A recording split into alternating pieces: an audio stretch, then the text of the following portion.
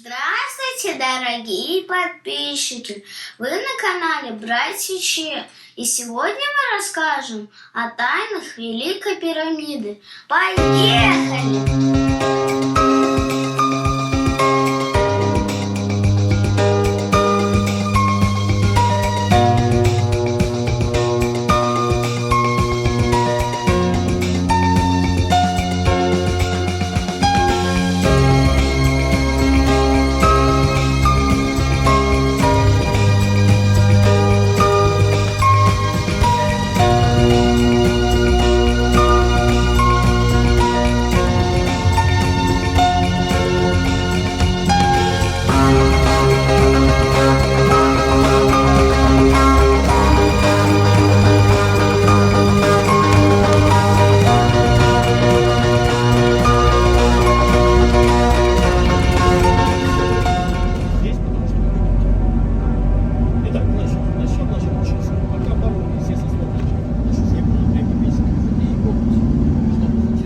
Когда я ехал в Египет, я знал, что пирамиды официально построили фараоны. Но сколько людей знает о тайных камерах под Великой пирамидой в Гизе? Или о новых шахтах, камерах, коридорах, которые ежегодно обнаруживают и измеряют в той же пирамиде с помощью электронного оборудования? Или о том, что тексты пирамид эпохи 2 и 3 династии Египта рассказывают не только о представлениях о загробной жизни фараона, но и о настоящих космических полетах древних владык? Или что египтяне мумифицировали огромное количество животных, в том числе миллионы птиц, сотни тысяч крокодилов, буйволов, гипопотамов и змей, а также мелких существ, таких как жуки, скорпионы, крысы и рыбы. Сколько людей знает, что древние египтяне, жившие 2500 или даже больше лет назад, сами не имели представления, кто построил Великую пирамиду? Или что халиф Абдулла аль-Мамун, который в 832 году первым вошел в пирамиду, которая оставалась запечатанной на протяжении нескольких тысяч лет, обнаружил внутри тела человекоподобного существа доспех из невидимого металла, а также необычные камни и предметы неизвестного назначения. В 831 году Мамун предпринял безуспешную попытку найти сокровища в пирамиде Хуфу, Хеопса. На протяжении нескольких месяцев его люди при помощи тарана, огня и уксуса, разъедавшего облицовку, пытались найти вход в пирамиду на ее северной грани, закрытой во времена римской оккупации Египта. Ошибка их заключалась в том, что они выбрали точку начала работ ровно по оси симметрии Большой пирамиды, в то время как ее все основные проходы лежат на 7 метров восточная. Вдобавок, работы были начаты на 10 метров ниже истинного входа. Однако из-за шума падающих камней внутри пирамиды им все же удалось, свернув влево, выйти на исходящий коридор, обнаружив торец гранитной пробки, закрывавший вход в восходящий коридор. Аль-Мамун указал обойти его справа, и, скорее всего, он был первым человеком, чья нога спустя примерно 3400 лет после строительства пирамиды ступила в большую галерею.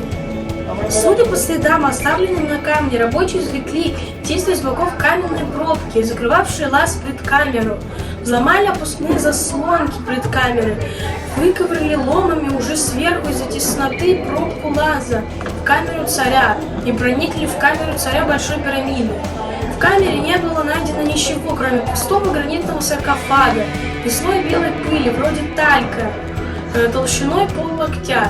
Легенда гласит, что в избежание бунта Аль-Мамуну пришлось срочно доставить из Багдада небольшое количество золота и подбросить его в одно из помещений пирамиды. Но наших настоящих царских сокровищ он так и не нашел. Согласно же Ай-Кайси, 12 век, был найден гроб, похожий на статую мужчины, высеченный из зеленого камня. Когда этот гроб принесли к халифу и сняли крышку, под ней оказалось тело мужчины в золотых доспехах, украшенных драгоценными камнями. В руке он держал меч, которому нет цены, а на лбу у него горел огромный рубин величиной с куриное яйцо, и халиф взял этот камень себе. А теперь просто элементарная математика.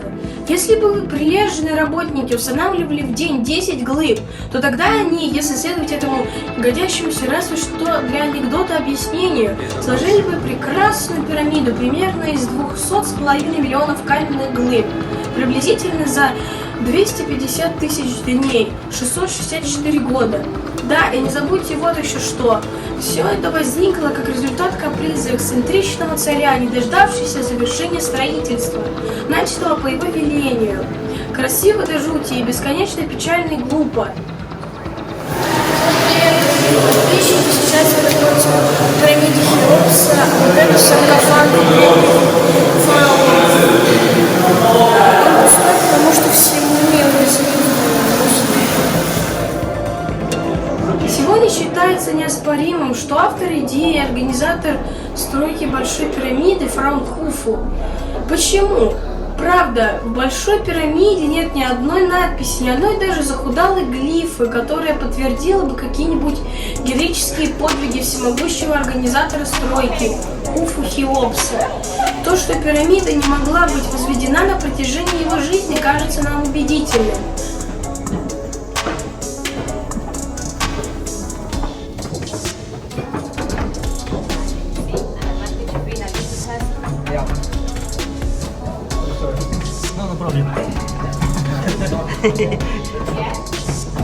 В Оксфордской библиотеке лежит рукопись, в которой коптский писатель Мас-Уди утверждает, что построить Большую пирамиду приказал египетский царь Сурит. Странно, этот Сурит правил Египет до всемирного потопа. Но удивительно, что этот разумный царь приказал своим жрецам записать свод их премудростей и спрятать записи внутри пирамиды. Значит, согласно коптскому преданию, пирамида построена до всемирного потопа. Это предположение подтверждает Геродот, посетивший Египет в июле 448 года до нашей эры, во второй книге своей истории. Мы почти ничего не знаем о том, как, почему и когда были построены пирамиды. Перед вами, как свидетель непостижимой работы, стоит искусственная гора, почти 150 метров в высоту, весом почти 31 миллионов тонн. И она якобы всего лишь гробница экстравагантного царя. Кому хочется, пусть верит.